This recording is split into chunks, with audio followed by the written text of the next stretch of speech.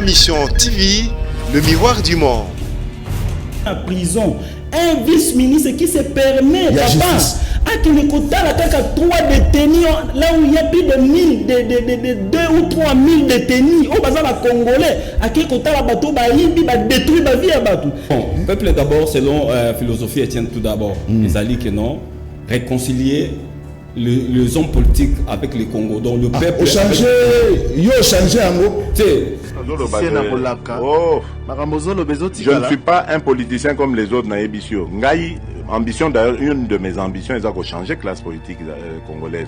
Vous allez la changer comment? Mais en prêchant par le bon exemple. Au Balobi Kezali Vital Kamere, Moutazo bloqué à moi parce que à travers les procureurs, notre premier président, parce qu'à la Kaki Bango que non se condamné Moukebaï. Et ça, quand on a sombé la cabane, na bango ba mapangu na ba 11 millions de batu mususu 15 millions. À part 15 millions, a tout qu'on mandat mususu 11 millions. Aza liberté, ils a pour na ba manœuvre dilatoire, il y a parquet général, il y a Gombe. A boyi ko exécuter décision ya cour d'appel parce que à rendre le procureur pour na signer réquisition en fin d'élargissement ezali mukanda oyo ba pesa ka agent pour na ki occuper sa directeur à prison alors ba ke motoyo ba tikié non procureur général a boyi ko signer Mike alobaki avant alobaki non mboka eza escroquer mboka eza pillé na programme oyo salami ya 100 jours. Balobaki pour nous étouffer Mike, on l'a amené en prison injustement. Na règne M. Félix Tshisekedi, avenue du commerce, bâtonnier on a 6 200 000 et de poussières de dollars. 1,46 km. 6 millions et quelques de dollars.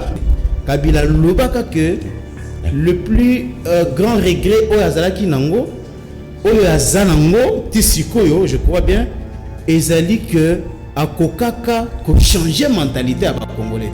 A eu 350 millions de dollars. Il y a la République, oh la maman a dit pour la haut, le on va faire un changement de mentalité. Après, si n'a pas tout, il y a de maîtriser. Pendant que Bino, Boza Kotika, M. Félix, c'est qu'il a fait là. Oh, il y a sali, dans le programme à 100 jours. Pour Nanga, c'est de l'escroquerie. Il a une situation très grave. De plus en plus, que nous avons quand Mike Moukebaï n'a pas de boulot, comme M. Makas, et Bino de Bozo a affaibli. Pour le problème de Moukebaï, c'est un regret. Moi, je considère Mike comme un prophète de bonheur où il y a dénoncé qui m'a avant et a mis à la place publique. Donc, et là, Mike a kangama qui pour nawana c'est surtout bateau bazaki na opposition, babima ki lokwa ba santu, balaki si na bateau ke bango bazaki pena na posa à changement, mais tant ba komi na mangeoire, le système emeli bango. N'importe quel Congolais, ce qui a commis na kiti ya bokonzi et que mentalité ya ba Congolais ezali kaka ndenge ezali oyo et le Congo osai manamboka oete. Il se permet de dire qu'il y a qui kotala ba prisonnier sur ordre du président de la République. Il n'a pas honte. Le vice-ministre il se permet de dire devant l'opinion. Et là liboso ezali M. Félix Tshisekedi déjà ko terner à pouvoir. Il est déjà en violation en principe pour la pétition.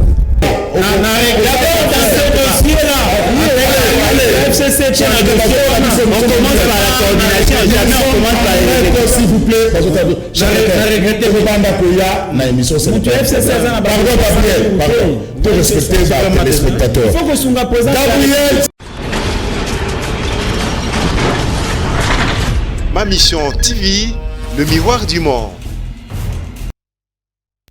Jeudi 5 mars 2020 batata ba mama bandeko nazana esenga koyeba ke boza ebele liboso ya ba etano na bino ike pona kolanda Canal Presse oyo ese kanima solo Canal Presse émission boningaka mingi ndenge na lobaka na tango o Canal Presse bandi zo télécommande na yo bwaka yango parce que ailleurs en cet instant il y a absolument rien. Merci na équipe technique toujours fidèle au poste Couparbola, Freddy Takedi, Rodi Louadio, Serge Makoso, tous les grands maestros, Samson Ilunga, na PCP Joël Pembele, Mbote, place aux hôtels, na pour na lembi ba appel, Joël Pembele, na ebi gayum to kota na pourquoi, mais na PCO quand même, Mbote, Bandeko Batali, c'est parti pour le 45 minutes, il y a direct, na Canal Presse, au Nazana Esengo, il y a ko présenter les bins avec impact, na idéologie. quelques informations à faire. Mike Moukebaï a libéré. Qu'est-ce qui se passe qui bloque les dossiers? Il y a Mike Moukebaï tout sur la émission. Ce qu'on est avenue des Huileries, n'a rond-point à Huileries, tracteur, biloko ça déjà wana babandi ko timola. On se pose la question nini bazo sala na kati ya rond-point ya Huileries le longa mona sali 10 minutes wana pour investigation misusu ba ebisi ngai ke bazo sala statut lokola na rond-point ya Victoire misusu balobi bali bacha ba pelouse to éviter qu'est-ce qui se passe parce qu'on connaît les joueurs et leur jeu ba congolais te mo malamu banda kaka boye lobi bomo na basali ba clôture ba tol lobi to kike ba teki avenue des Huileries to landela yango.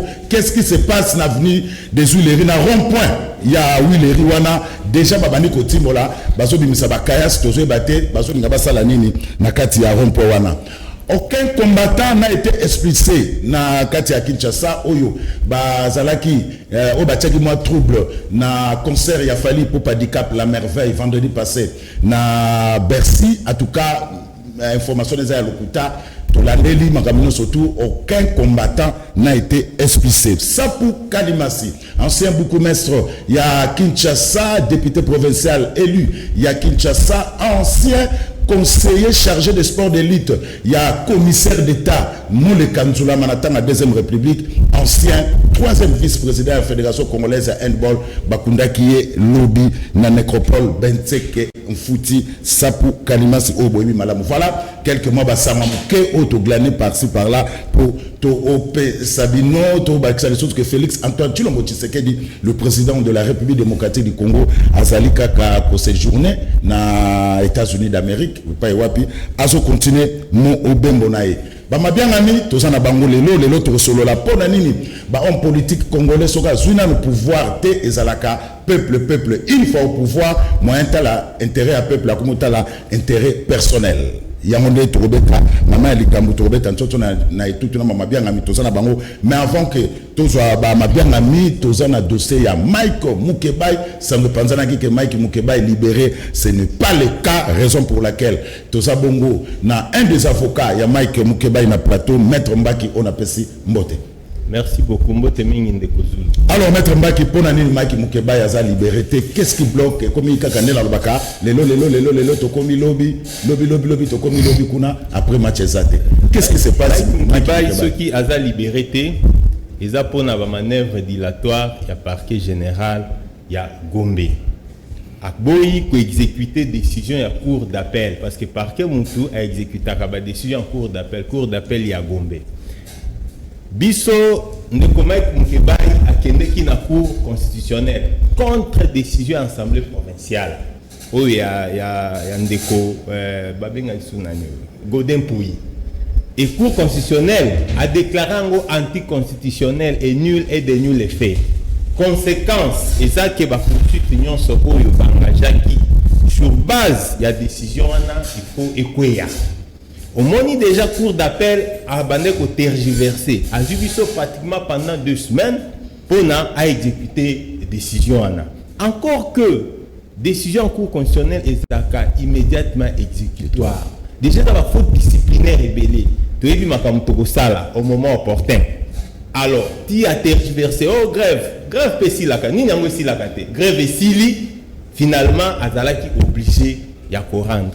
À rendre le procureur pour signer réquisition en fin d'élargissement, ezali mukanda oyo ba pesa ka agent pour na ki pesa directeur à prison, alors ba ke moto yo ba tikié. Non, procureur général a boy ko signer. Ah, mais finalement, problème ezali nini. Tout le monde est procureur général. Oh non, ezali dossier soit ba dossier nini té. Dossier ezala qui des dossiers. Voilà ba tuba e bango. Voilà. Dossier oyo Molendo Sakombi, ministre ya affaires foncières, na ya dossier ya mususu ba benga ke sonani. Daniel Mwananteba. Ba bo comprendre nga c'est plus Moukebaï. Mwananteba. Sikoyo bana ma il faut bana mboka il faut pas comprendre. Décision assemblée provinciale ezaloko la fondation. Dossier à Mwananteba, dossier à Molendo ezaloko la toiture. Ce qui au bout qui fondation, est-ce que toiture est kotikala? Décision les a déjà babouki yango. constitution, règlement intérieur, il y a l'Assemblée provinciale, il y a l'Assemblée nationale, et le baboué.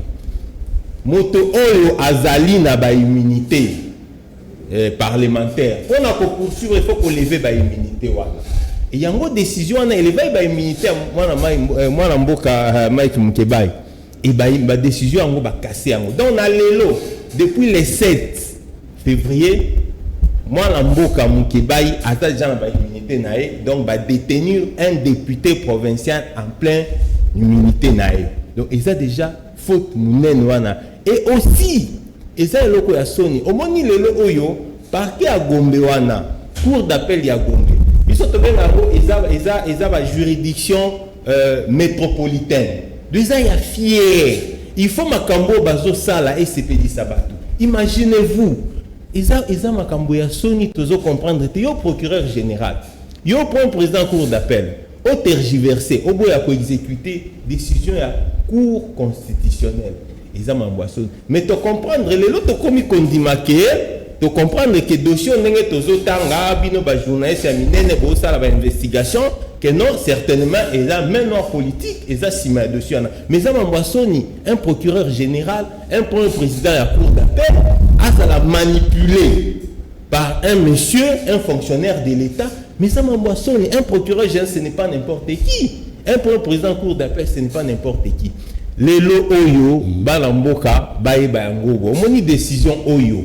Tolobaka Ango, Ndeko Zulu, rappelle-toi, Naïbisa comme Abin Ndeko Zulu, Bako juger Ndeko Mukeba été sur base de décision illégale. Naïbisa Kayo, Batka jamais ko juger.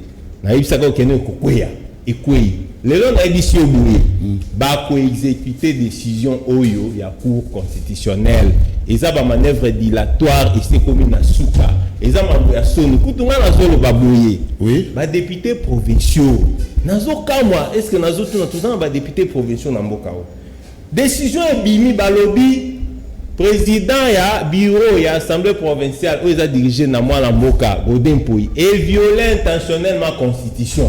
Et bien, avant de violer non seulement la constitution, mais le règlement intérieur Nabino. Ce qui va courager, les 15 heures, il faut voter motion. Je comprends que destituer moi la moka Godempoui parce qu'il y a un Sony. Le lobo est piqué, bisous en français to lobaka ke Mukeba État congolais a commis débiteur ya Mukeba. Pourquoi? Parce que à travers jugement arrêt au Cour constitutionnelle, l'État congolais a dédommagé par rapport à moi non ce haut à sali kuna préjudice non sur la subir. Alors si tout comprend là na champier. Oui. Or ville azan a besoin en boka.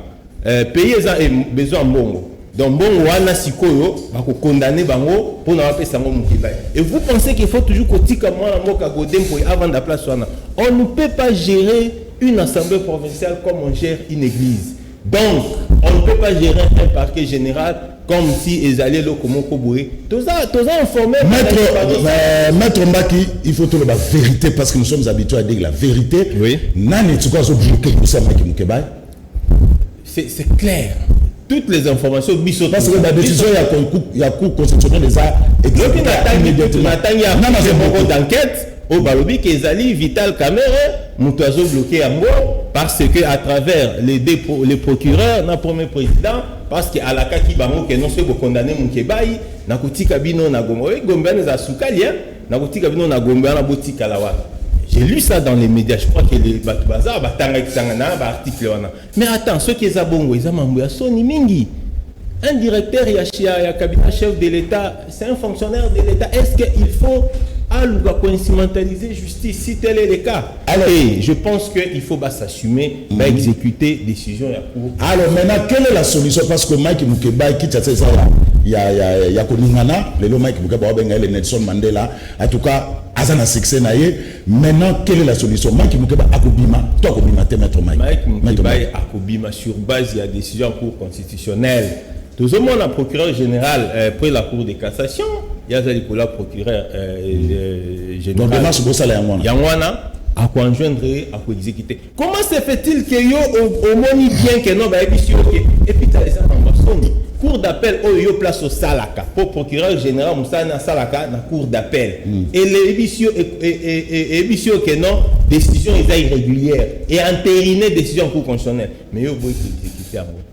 Donc, ils ont mambo Sony, ils ont kindoki. Mais on comprendre que bazo banga mukibai. Et na komi tuna, pourquoi bazo dans namboka oyo, ceux qui ba fundi yo keno au fini mutu, ils a plus grave sur détourner 15 millions de dollars, sur détourner des sommes. Mais c'est ça, les crimes, les infractions d'opinion est commis plus grave que les infractions économiques et les infractions de mort. Merci, Maître Mbaki, un des avocats conseil à honorable Mike Mukebai Oyo, au lobby que vous avez saisi au cours de la cassation. Oui, c'est procureur général de la cassation.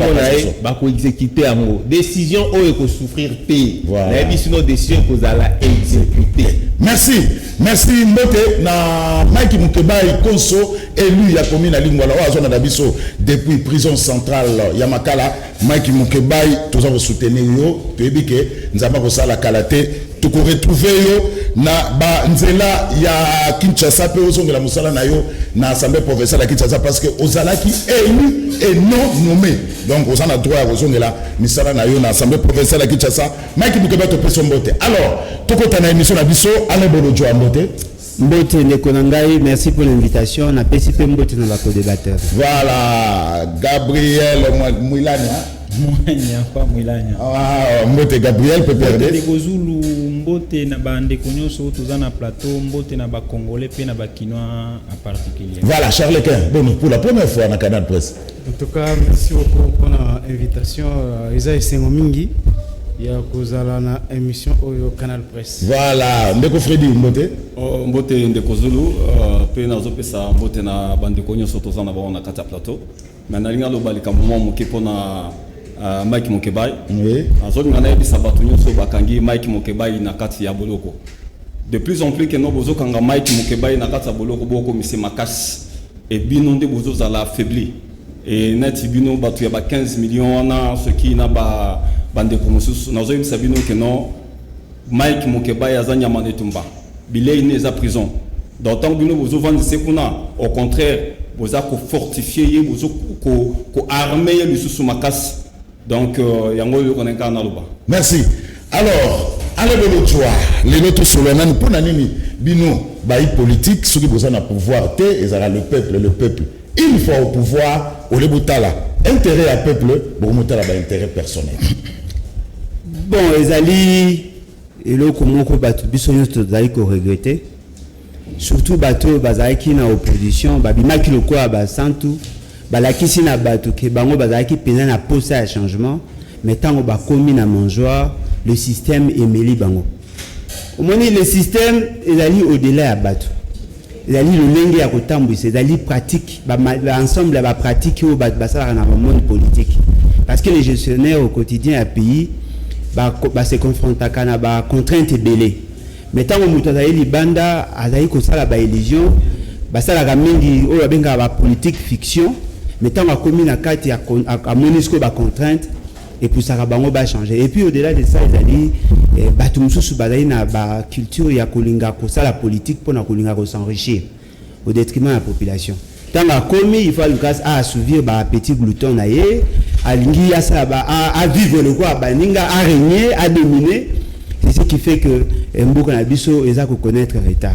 Mais l'autre ils allaient frère de kolanga ils allaient que ce que na ba mikili ya poto tout na ba économie monsieur Soromona pour na mutu akoma na mbongo il faut ce qui ateka malala il faut ateka malala ebele eza ya qualité ya malamu pour akoma riche ou bien sur sala ka ba téléphone il faut sala ba téléphone à qualité ya malamu ateka ebele pour ba koma riche mais na Congo pour na koma riche il suffit seulement ka ozwaka nomination okomona lelo bandeko na biso nyonso bazaka ba ancien donneur de leçons bakomi ba propriétaire ya mapango okoleka bokuti awa oyo lopango ya songolo auti koza locataire et ça même pas inani yo akomi na immeuble ya mulaibo so calculer mbongo bafutaka ye au comparer na ndako aza kofuta aza kotonga ezali salaire na ye ya kokozango pendant 5 ans mais il y a ça tongi ndako asombi mituka a changer ba asoba mapango belé ce qui veut dire que le Congolais va comprendre d'abord l'essence de la politique. La politique, tant qu'on a gérer cité, ils ont gérer, ils ont une ambition individuelle et belée. Bisson a Congo, tu as une difficulté pour l'année. Parce que tu as 145 territoires. l'étendue est d'aller ma casse. Tout à 152 000 km de route à construire. Ça nous demande déjà 152 milliards de dollars.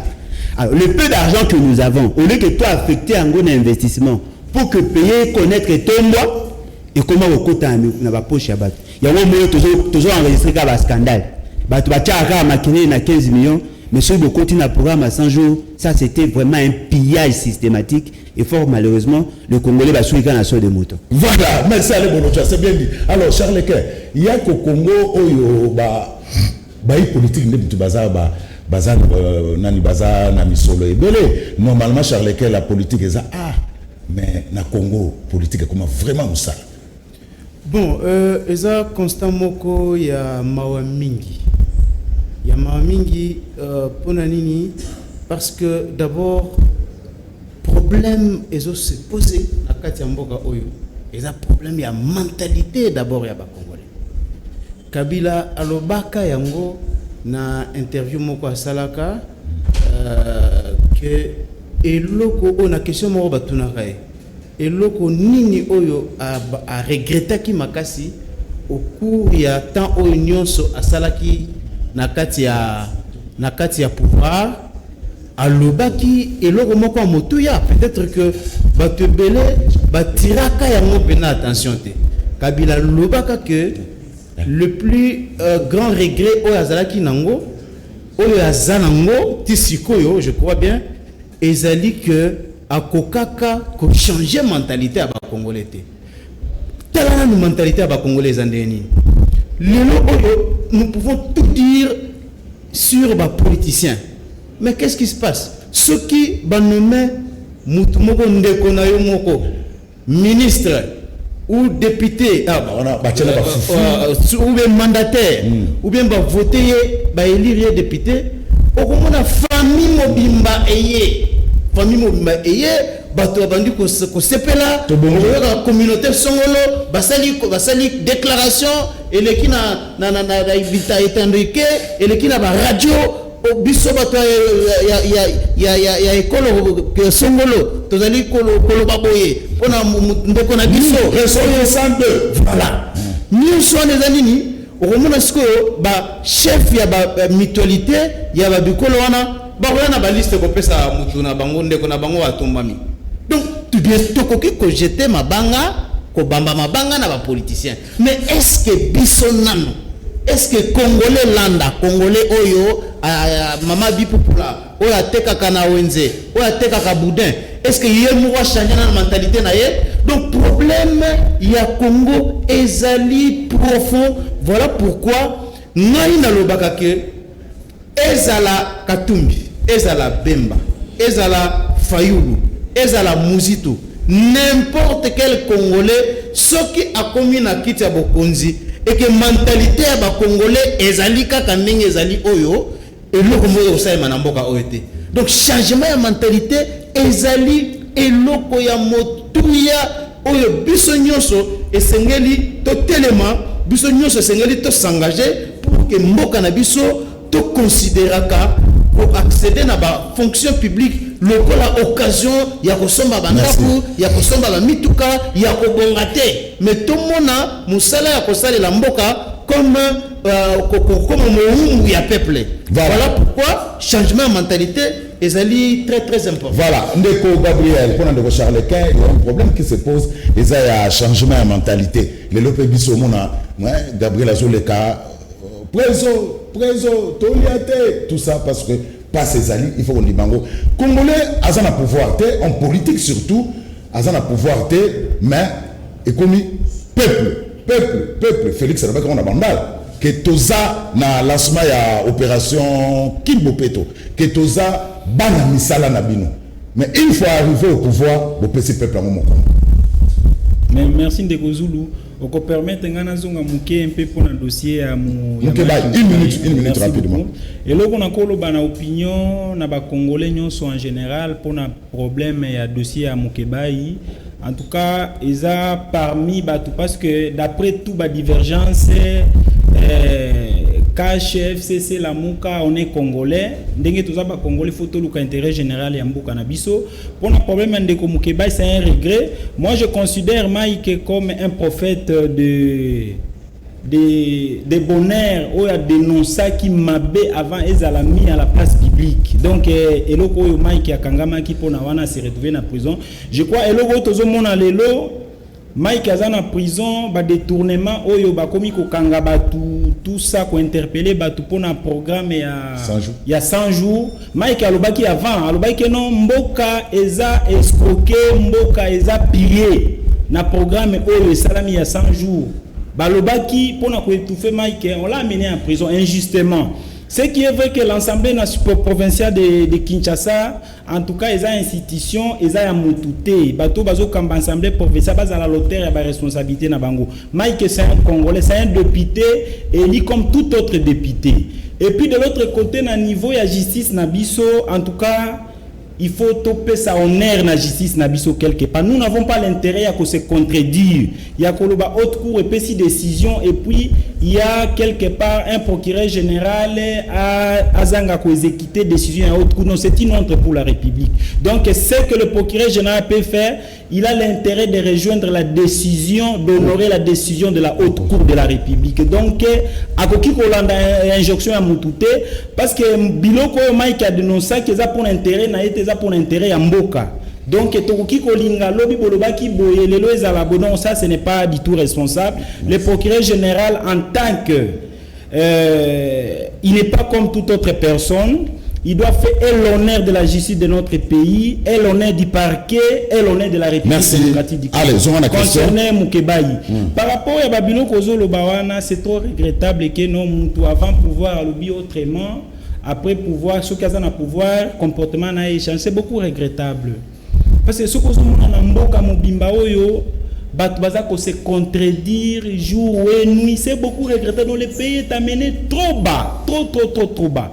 Nous venons ici et zalaka pour l'intérêt général ya mboka, tokoloba vérité pour na mboka. Imaginez-vous, mboka nini o bozolo ba ke non développement ko zala na mboka. Aussi longtemps biloko oeza essentiel pour Namboka, bozoku ka ko réglementer en Ngouté. Par exemple, j'étais en train de suivre la télévision, nazoluka koyoka contradiction à niveau du gouvernement, je n'arrive pas à comprendre.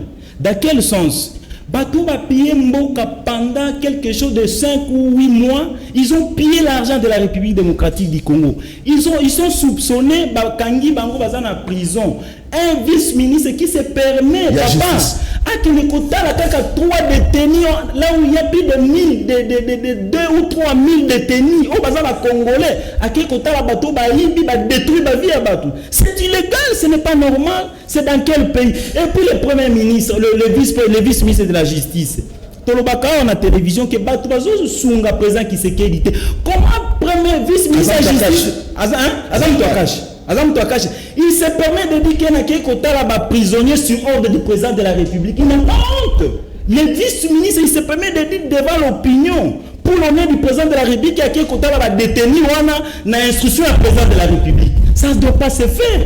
Il a l'intérêt d'aller voir les prisonniers en prison d'une manière générale. Mais Batou va soupçonner, va détruire Mboka, pona Mbongo Oyo, les lois Batou va lanzala, ba millions et demi Batou va bazui. Alors, Batou va kolobani. Il se passe quelque chose. Il y a pas ce problème. Donc, le début, c'est ça. C'est pour dire que Moutakoki Kokosa Moninga Azate. Chacun de nous chacun de nous doit être en face de ses responsabilités. Il faut pas apprendre à respecter Batou. Par exemple, moi j'ai des informations sur encore. C'est quelle politique aujourd'hui? J'étais quelque part, c'était un dimanche, vers 17h, je vois un ministre en fonction, Aïna Basuit. Quelque part, il y a $930 000. Dans quelques jours, il est nommé, dans 5 mois, on peut demander cet argent, il a eu.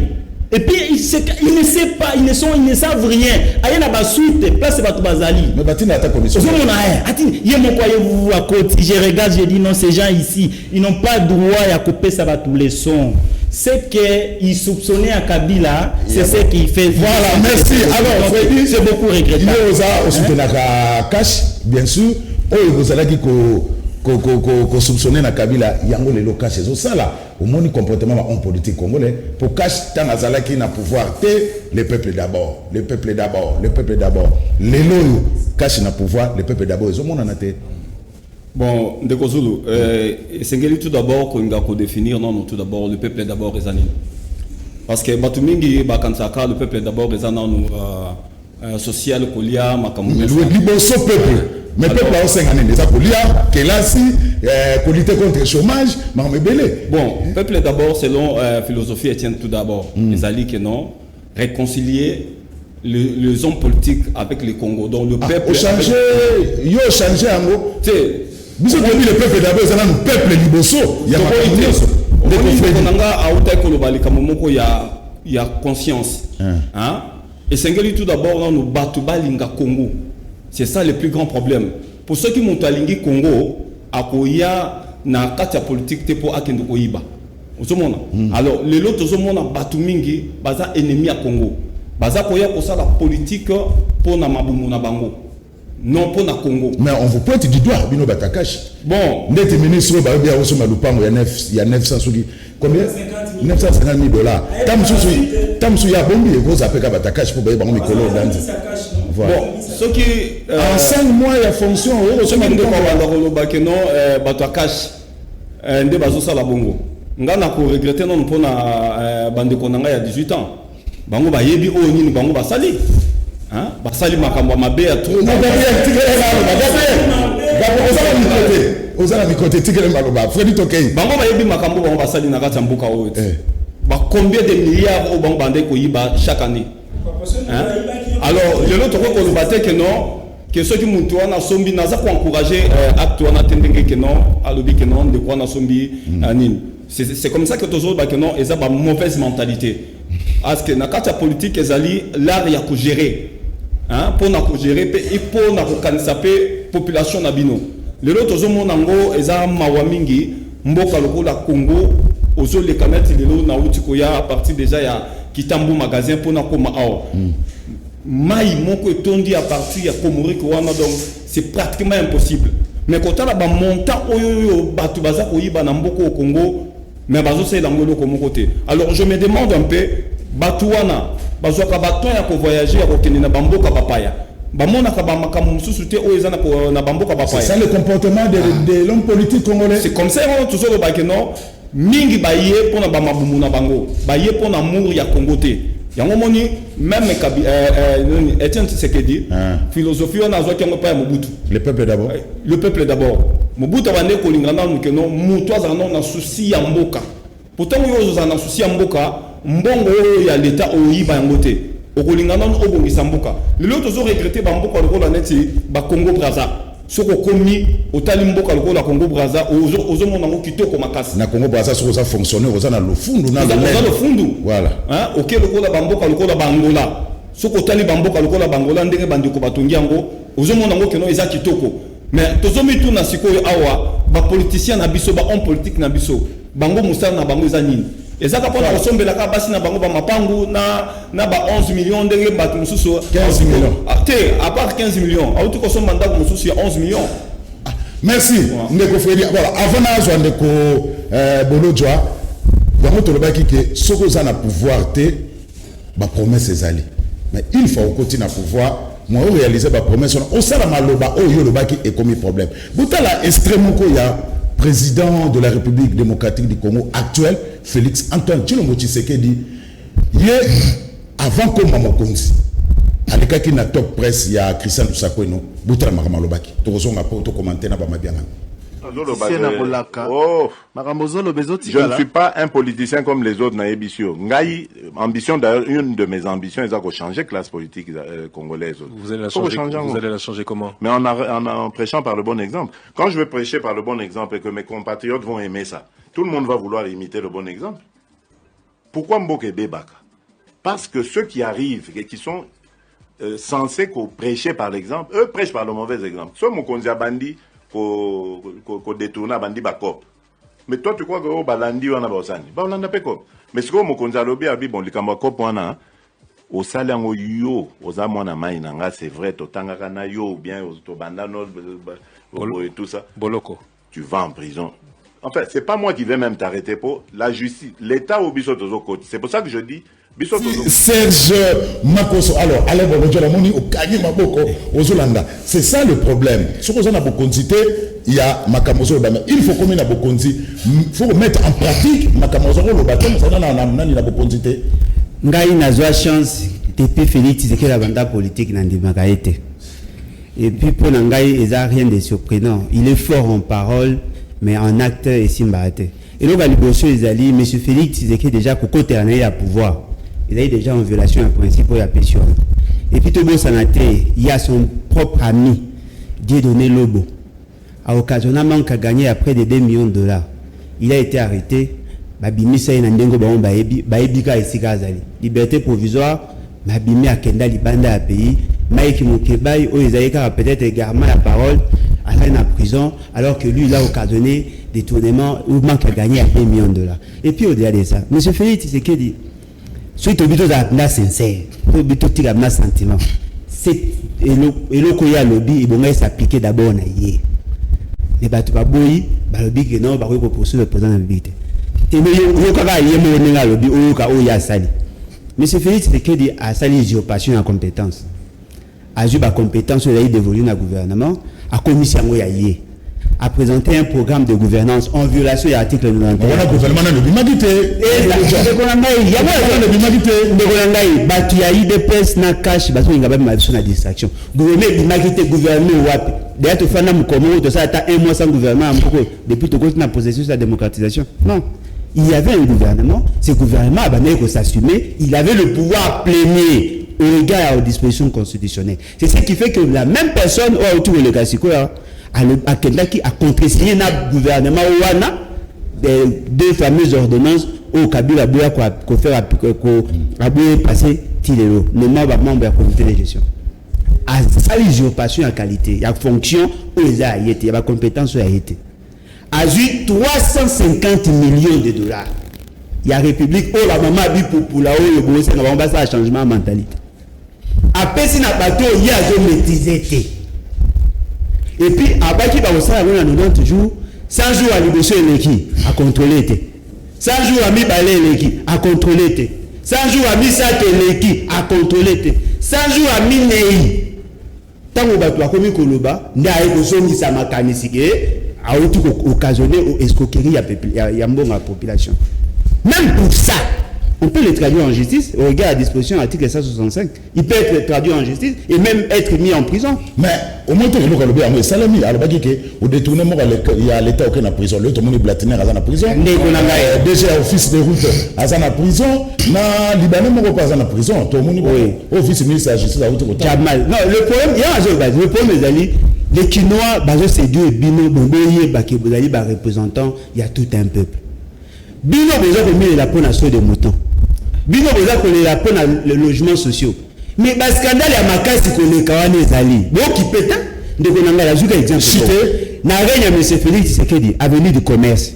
On a 6 200 000 et de poussières de dollars. 1,46 km. 6 millions et quelques de dollars. Bon, qui pète. Bino, quand même, quand on a de moutons pour créer un embouteillage. Bon, ça n'a été. Modernisation, il y a port, il y a Kalemi. 65 millions de dollars. Bon, le Bélangote. Bon, ça n'a été. Centrale à base de gaz, électrique à base de gaz. Namwanda. 180 millions de dollars. Bon, le Bélangote, bino, rotation de moutons. Bateau, Bakangi, Mbongo, Bango, Bayibi, et comme même pas 10%, il y a mouton Félix Tshisekedi à Bimisi. Bon, amour est très beau, le Bélangote. C'est ce qui veut dire que pour Nangaï, M. Félix Tshisekedi devait être poursuivi.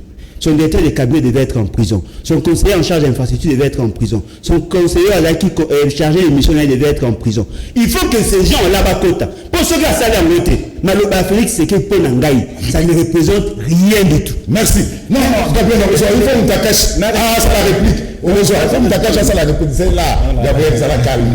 Au revoir. Alors, Neko Freddy, Maloba Félix, tu sais qu'il dit. D'après aller Bolodjo, ils sont convaincus. Bon, ce n'est que normal ce qui est de Kobolo, tu as le Babongo. Il faut comprendre. Bango n'a évité ce que Bazolinga présent à prêcher dans un bon exemple. Tout le monde qui non, Ndengue Moko présent, Félix Alobi, qui est tant qu'on a pouvoir à prêcher dans un bon exemple. Alors, mbongo oye de quoi lobby à 350 millions na ndenge ba pesa ki bato mususu pour basala musala. Mais le président de Gazawana azana cabinet na ye azana bato bazo travailler pembe na ye. Il faut ça la confiance ya mutu na mutu. Akoko za te que non ndenge tozala de kozulu ozo travailler na bato na yo awa bongo ozaka na bango confiance te. Ya yebike aza présent azana ba limite na ye. Akamati mbongo apesi mutu mususu wana. Soki azana mutu oya yibi faut ya président zawap. Ah.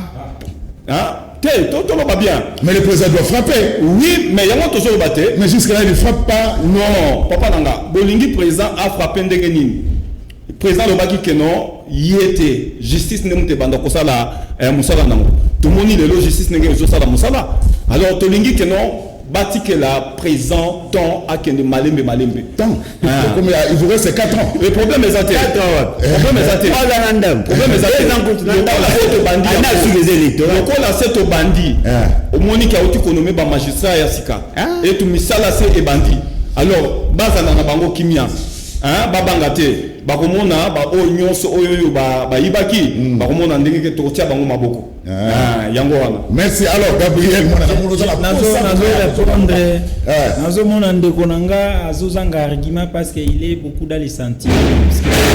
Tozolo ba makambo o eza pona mboka ba dossier eza sensible pour l'intérêt général mais nazo mona ndeko azana kati ya sentiment c'est beaucoup regrettable. Et loko ni nazo lo ba nauti kolanda président de la République moi je l'appelle avant comme président les lois à président de la République, moi je considère Félix Tshisekedi comme un homme de bonnes intentions pour la République et pour les Congolais. Mais mutu ndenge toza wa biso ba Congolais toza na tokoki koza na facilité ya ko convaincre ya ko contredire batu mais toza na il faut tokoki ko occasionner moment ya ko se contredire biso mon côté. Dans ce sens là, qu'est-ce que je m'aurais dit par le président de la République?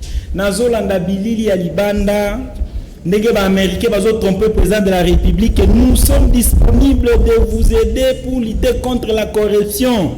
De l'autre côté, Namoni, FMI est obligé, président de la République, il faut être dynamique pour mobiliser les recettes, tout ça patati patata. Je me pose des questions. Mobiliser quelles recettes, avec quelle détermination, avec quelle vie sociale? Parce que tu vas mobiliser la recette à l'État et ça, fonctionnaire de l'État, régie financière, les lots de Gérard, les gens ne sont pas payés.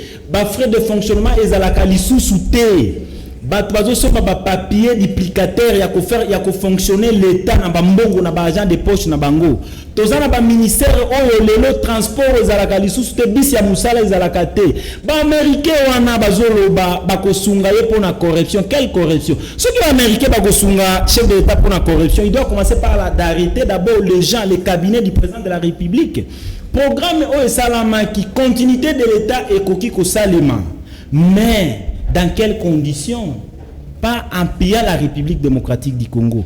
Président de la République, à cause de la bonne volonté, la responsabilité, Félix Tshisekedi, président de la République, aza papa pour le Congo, pour les Congolais, il ne faut pas ignorer ça. Si quelque chose est qui n'a pas c'est lui le responsable. Quand vous parlez des élections, Congolais a dit qu'il a voté qui n'a pas voté dans le cabinet Balobo. Non, personne ne connaît Lobo. C'est lui qui a pris l'ombre de l'Europe jusqu'ici pour venir détruire la République démocratique du Congo. Alors, et le côté. Mais Gabriel, dans Mboula Moko, Félix a détruit Mboka. Et bon, 18 ans, il y a gestion parce que la gestion à 18 ans, et sa gestion est calamiteuse. Merci. Voilà, ils ont monté. Une année à Pamba, il y a Félix Antoine qui tue le motif. Nana nationaliste.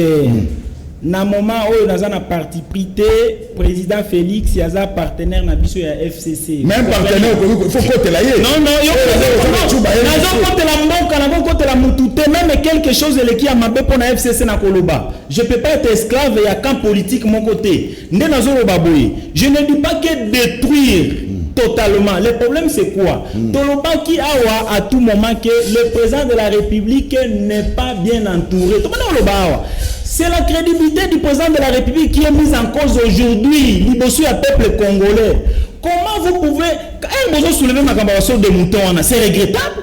Boloba qui n'a plus son échanger qui a besoin de transformer l'hôpital à maman Yemo. On a programmé à 100 jours. L'argent a été décaissé. Est-ce que vous évoquez ça? Oui, bien non. L'hôpital maman Yemo, ils ont mon long année à directeur cabinet pour tout le temps groupe électrogène. Avec quel argent? Voyez-moi ça. Tandis que non, écoutez.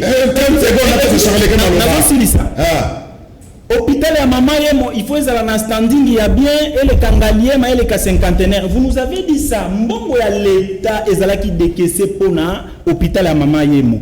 Banzela ya matadi qui quiti, sid qui vous non, qui vous casse. Rien n'a été fait. Mais mbongo ebimaki. C'est que nous pouvons demander au président de la République, hein, avant ya kolinga ko soigner ndako ya muninga asala effort ndenga za na volonté on na mona kae ya kosunga mboka il faut ebisa équipe na yenyo swana bazongisa na mbongo ya ba congolais kolanda Kabila bolobaki ke Kabila sala ki mabe il est passé vous comprenez il est passé na mabe vous comprenez. Voilà, merci. Merci Gabriel. Napesa Charles Kemaloba. Ozo Maloba Suka après napesa Charles Kemaloba. Mais belé pekutu bazolo ba il fallait même pas kotonga baso des moutons. Il fallait na mbongo na kutu fungola ba route secondaire. Ndeti soki na ko exemple na Barumbu soko koti Kabamba ozobima itaga po bima na nzela ya sima ya Bralima.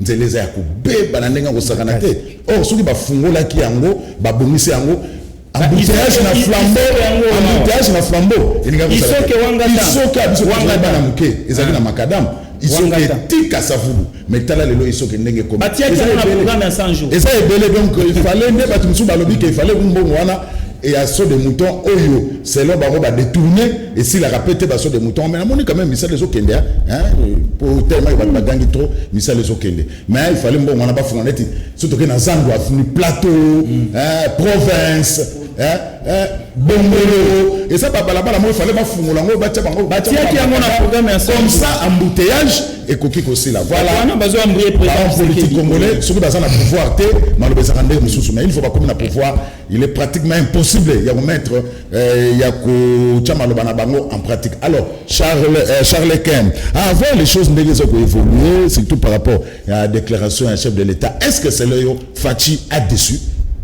selon eux na ina est-ce que Fachi a déçu en tout cas pour ngai na ngana lo d'abord que ah ils a tribunal te nayoki ndeko non ils a tribunal te biso to sala ka na ngana lo ba te et ça maloba nayoki ndeko atiko ba awa azoloba likambo ya ministre moko boye atangi kombo na été ouais auto ma question ba homme politique c'est ba journaliste mais ba homme politique surtout ya bangam mususu ba kosaka mingi pour moi na mutoye na plateau ya télévision à tenir moi discours moko populiste pour que opinion à manipuler un peu l'opinion avec des accusations gratuites comme ça donc yo biso yo nanga ça ba journaliste te yambaka ba politicien te yebi comment ba kosaka mingi na ba plateau ya télévision ceux qui osent ne kengete a risquer aloba likambo moko boye mais yo ko kanisa on dirait ça musali na nzambe to musango mokonzi ou bien musantu mais na makanisi na ye azana objectif moko azo ko poursuivre donc e kozala malamu mingi kozala un peu kozwa ba déclaration ya ba homme politique na ba réserve mingi alobi likambo ya $950,000 ceux qui vraiment za nationaliste nenga zolo bana akokoba mu mutaninga wana te parce que batu ya lolenge wana il faut ko dénoncer bango ba congolais ba yelo bataninga wana bakangama bachama na boloko comment yeko mona mutaninga wana asobo ko ta ko mona awa asali démarche nini pour ko dénoncer mutaninga wana c'est que ça complice na mutaninga wana asa complice et ça vraiment regrettable il y a comment s'il vous plaît so ba panzi sango et ba congolais nyoso toza na posa ya ko mona batu ya lolenge wana bakanga mabati ya boloko yango wana toza batu ya comment mutu akoki ko auti ko kota na gouvernement akende ko soma lopango ya $950,000 yo à terre politique ya FCC batu ba bomi mboka oyo ba pie mboka oyo makambo ba bukanga lonzo ti lelo to na kanda ya makambo bukanga lonzo $450 millions to yebite Bukangalozo matata mponyo aza awa batu nyoso ba sele ya la boule ya directeur de cabinet ya matata bango nyoso baza na kati ya mboka oyo tomoni na clarté na sepela ki mingi na ndeko Fayulu na discours asalaki dernièrement en relevant qui ba dossier épelé il y a 6 milliards il y a contrat chinois il y a barrage il fallait ba tongana na loi là-bas en relever makambo épelé et li kolobaki Félix Tshisekedi azana musala munene et lelo oyo en tout cas ce qui te lingi mboka oyo il a dossier de Charles Quint jusque là Félix a décevoir na noté pour na ina olo manité a décevoir na noté pour na ina olo bandenge wana na kolo bandenge wana pour biso tozalaki na posa ya ke tomona bakuluna en cravate bakotaka boloko mais baza déjà mais lelo oyo soki na ba dossier ya programme ya 100 jours tomoni ba interpellation ya ba gros poisson et ça c'est moko ya malamu et le siko biso to ko se faire ngo eza nini et sengeli likambo wana ekende tina suka esuka na katikati te et le ba ko dona nyoso bazali ko zela ko balobi mingi sirbo na posa yi mingi bandeko balobi mingi na ko posa balobi na ki makambo ebele elobami awa ndeko auti koloba Félix Sengeli a démissionné tout ça Félix a démissionné pour nani parce que déjà na ba interpellation otoyoki yaba tunyoso bakangamba za na boloko wana mais eza yemuto apesi instruction na ministre de la justice alobi Sengeli na mona clair na dossier wana et na conseil des ministres ya vendredi passé a dénoncé qu'il sous le fait que il y a que ba magistrat moko boye bazali ko subir ba pression à ba homme politique mais c'est kolobani merci sur le mon conseiller mboka alingi qui a pesi go comme on dit en français il y a que lutter contre corruption merci alors merci Charles merci et monsieur Sili na permission ya réalisateur Serge Makoso 30 secondes pour que Gabriel Zelo vous maloba pona mot de la fin hein to banana ale bolo tsholoka to funa 30 secondes tout ça la tour à table et puis redit le roi de opé sanga ba message pour monsieur Sili ndeko ngai au-delà à émotion sur toute raison beaucoup mona que monsieur Félix c'est jusqu'à preuve du contraire ne sert à rien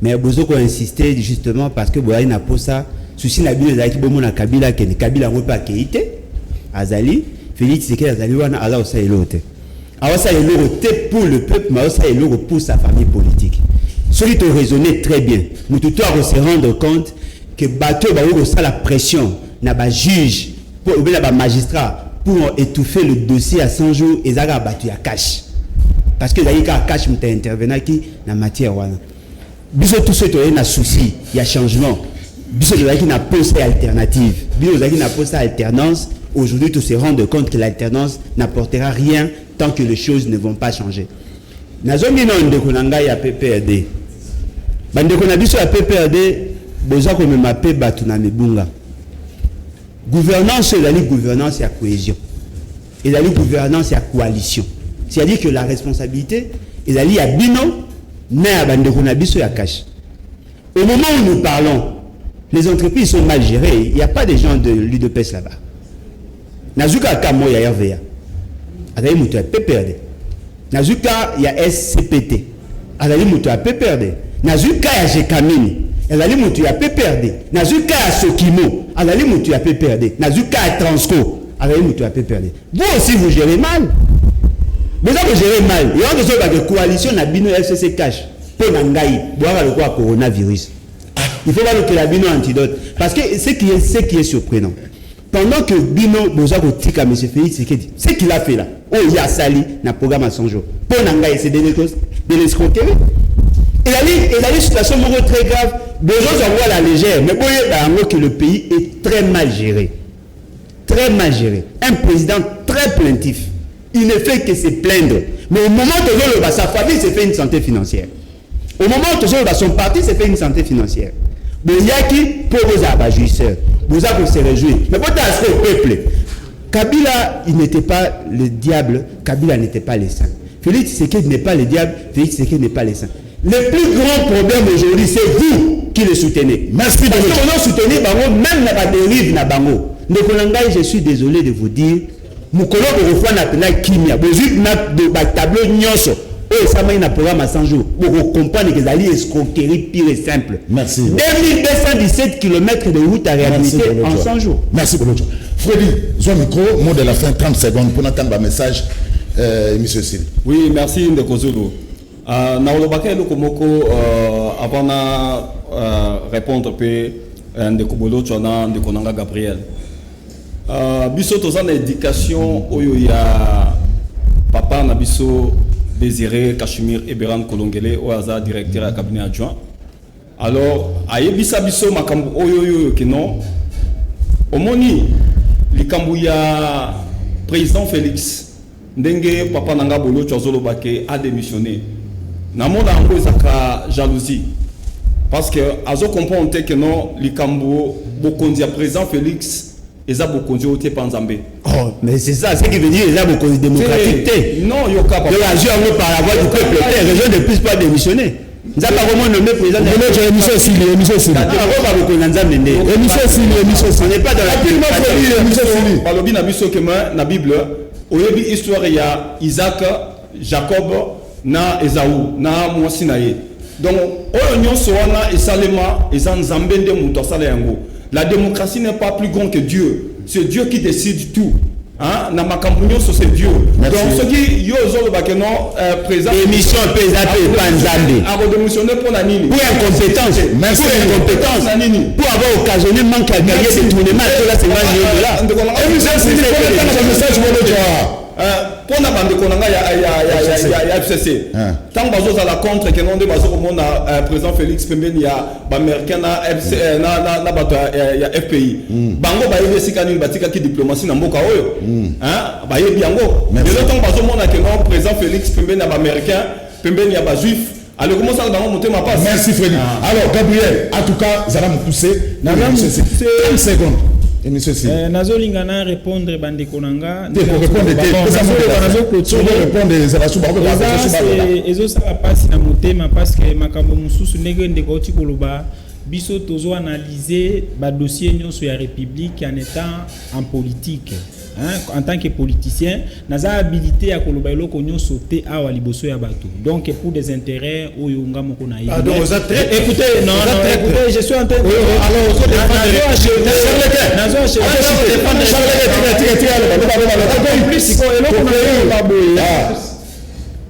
justice na mboka na biso ekoki kosalema te aussi longtemps bao bazalaki ba coordonnateur ya programme ya 100 jours soki batuana ba se justifier devant peuple congolais te bao bakangi bango eza ba mascarade. Ce sont pas des puissants parce qu'ils ne sont même pas des Congolais. Baza puissants sur bas de quoi et pour quel intérêt? Alors c'est pour vous dire que rien ne se fera dans ce qui est en train de se passer là-bas.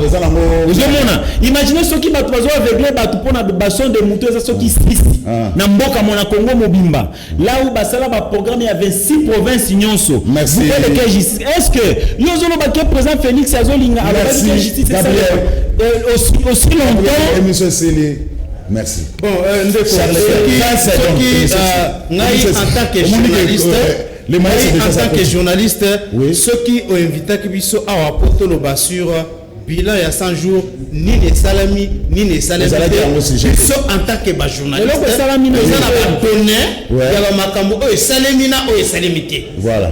Tout ça n'a pas donné. Merci. En tant que journaliste, si koyo na oyo salami, oyo zali ko salema lelo ya ba interpellation et sengeli to ça la confiance na justice ya mboka na biso. Merci. Alors madame Charles, après la confiance na justice, ce qui justice a qui est indépendant du rôle, qui est caporalisé. D'abord dans ce dossier là, FCC tient un dossier, on commence par la coordination, jamais on commence par les s'il vous plaît, j'ai regretté le banda Koya na émission c'est pardon Gabriel, pardon, de respecter les téléspectateurs. Il faut que Sunga pose Gabriel, nous sommes en direct, émission ça très suivi. De respecter les téléspectateurs. Nous avons combien de Congolais combattants oyo déjà bazon ici bango na Kinshasa, bokanisi France eza boko la RDC, on est pays des droits. En tout cas, na information na il y a aucun combattant wa zongia. En tout cas, on a évité. Ndeko Zulu yango Nico Fay akoma wapi. Oh là là. Nico Faye nakobengi saye boba na tazali Nico Faye comment wapi po ayebisa biso encore ce qui est combien de jours pour faire ya mandat pour to lembi passe leki na mboka to ba combien de jours etikali pour ça peut nous consoler pour passer autre zomona eleki ndeko zulu yebisa bolo jwa atika koloba lobi azalaki na Kabila lela zoluka musala soki kaka fati abengie akosala kaka c'est un inconstant tete akosala kaka na suki wana ndeko zulu yebisa ngobila babukumese oyo ya suspana bangonde baza mabe tala oyo ya commune moko na otanga kombote asali 20 ans asa incompétente au pouvoir sur tous les plans tambola commune ya mobimba solo nzela pesate mais azaka na pouvoir eza passe kalate tozo bengana e ndeko zulu yebisa bato ya cash basa la exception balanda bato ya FCCT toza na nzala na mboka nzela pesate babongisa batika kotala Kabila ye ase aleki na e ndeko zulu est-ce que Kamere Godin Poi baza na humanisme te mukebai aza père de famille aza na mwasi pe bana mama Cocotte Mbote ozotala biso sikoyo bana bazozanga ye po aza na prison po na nini batika ete asa la carrière politique na ye eza bientôt baosala pona mukebai ndeko zulu ba civique babengaka bango bakuluna ebongo bakonzi oyo bazoyiba mbongo baza banani ndeko zulu mukebai akobima kaka balinga te mukebai akobima. Alors merci na Charlequin, merci na Freddy, merci na Gabriel, merci na Bolodjoa ezamba na sukate Canal Presse eza pona bino chaque fois vous en a besoin toko benga bino bokoya. Merci na bino nde bozalaki ebele akolanda biso na annoncer bino déjà de la semaine prochaine chaque jeudi et vendredi bokozwa ba journaliste femme oyo baba na représenter Canal Presse ndeko zulu na ko s'éclipser. Donc soukalanga Canal Presse eza lobby na ko s'éclipser na tikela ba maman pour exemple mois de la femme na bino rendez-vous na mois d'avril lobby na opesa ba kombo ba journaliste oyo baba na représenter Canal Presse ya basi chaque jeudi na chaque vendredi eza pour na sala ba maman le kumu donc ba journaliste professionnel ya basi baba na mona bango baba na kotambola ba maman oyo ba ibali na Kinshasa oyo baba na représenter Canal Presse de la semaine prochaine chaque jeudi et chaque vendredi. Merci na ya lycée Kofoboni mais papa le 23 rediffusion 21h30 numéro Mususu lobby. Utika madame.